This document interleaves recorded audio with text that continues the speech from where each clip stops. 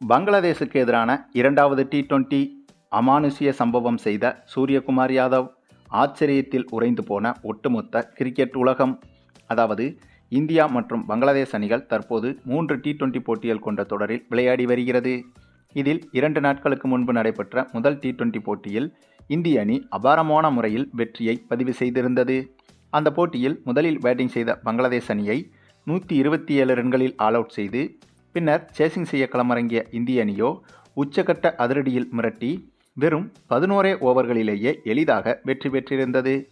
மேலும் முதல் T20 போட்டியை தொடர்ந்து முதல் T20 போட்டியை விட தற்போது இரண்டாவது T20 போட்டியில் அதைவிட மிரட்டி இருக்கிறது இந்தியா. ஆமாங்க, சமீபத்தில் நடைபெற்ற இந்த இரண்டாவது T20 போட்டிக்கான வார்ம் அப் மேட்ச் ஒன்றில் இந்த இரு அணிகளும் பங்கேற்றது. அப்படியாக தொடங்கிய இந்த போட்டியில் முதலில் பேட்டிங் செய்த இந்திய அணியில் ஓப்பனிங் இறங்கிய சஞ்சு சாம்சனும் அபிஷேக் சர்மாவும் ஒரு சுமாரான தொடக்கத்தையே கொடுத்திருந்தனர். பின்னர் ஒரு கட்டத்தில் அபிஷேக் சர்மா அவுட்டான போது சூரியகுமார் யாதவ் களமிறங்கியிருந்தார். இவர் களமிறங்கிய பிறகும் கூட ஒரு சில ஓவர்கள் நிதானமாகவே ஆடினார்கள். அதற்கு பிறகு சரியாக 8வது ஓவரை அஜ்மல் சாகிப் என்ற பங்களாதேஷ் இளம் வீரர் ஒருவர் பந்து வீச வர அந்த ஓவரை எதிர்கொண்டதோ நம்ம சூரியகுமார் யாதவ் தாங்க. அந்த சமயத்தில் யாருமே எதிர்பார்க்காத உச்சக்கட்ட மிகப்பெரிய ஆச்சரியம் ஒன்றும் நிகழ்ந்தது.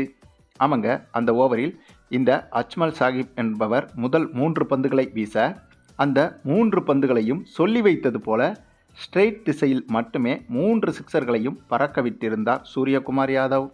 இதனால் முதல் 3 பந்துகளிலேயே சிக்சர் கொடுத்து விட்டதால் பவுலர் அஜ்மல் சாகிப்போ இவரது தன்னம்பிக்கையை இழந்து விட்டது போல தெரிந்தது. ஏனென்றால் இவர் 4வது பந்தை வீசும்போது தொடர்ச்சியாக 2 ஒய்டு பந்துகளையும் வீசியிருந்தார். பின்னர் அதனைத் தொடர்ந்து 4வது பந்தை நோபாலாக வீச அந்த பந்தையும் சிக்சருக்கு பறக்க விட்டிருந்தார் நம்ம சூரியகுமார் யாதவ். இதற்கு பிறகு நோபாலுக்கு ரீபால் வீசிய இவரோ நல்ல வேளையாக அந்த பந்திலும் எக்ஸ்ட்ராஸ் எதுவும் கொடுக்காமல் சரியாக வீசிவிட்டார்.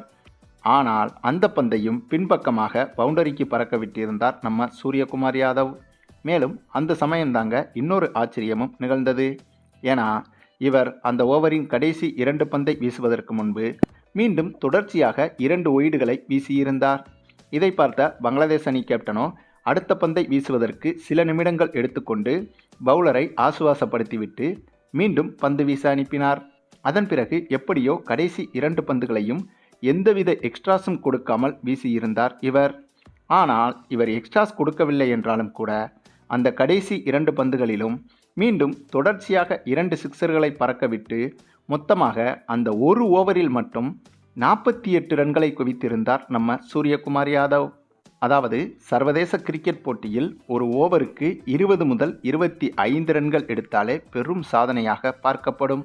அதிலும் நம்ம யுவராஜ் சிங் அடித்தது போல ஒரே ஓவரில் 6 சிக்சர்கள் அடிப்பது என்பது அரிதினும் அரிதான விஷயமாக பார்க்கப்பட்டு வரும் சூழலில் இப்படியாக ஒரே ஓவரில் 48 ரன்களை குவிப்பது என்பது கிரிக்கெட் உலகில் கிட்டத்தட்ட சாத்தியமில்லாத ஒன்றுங்க.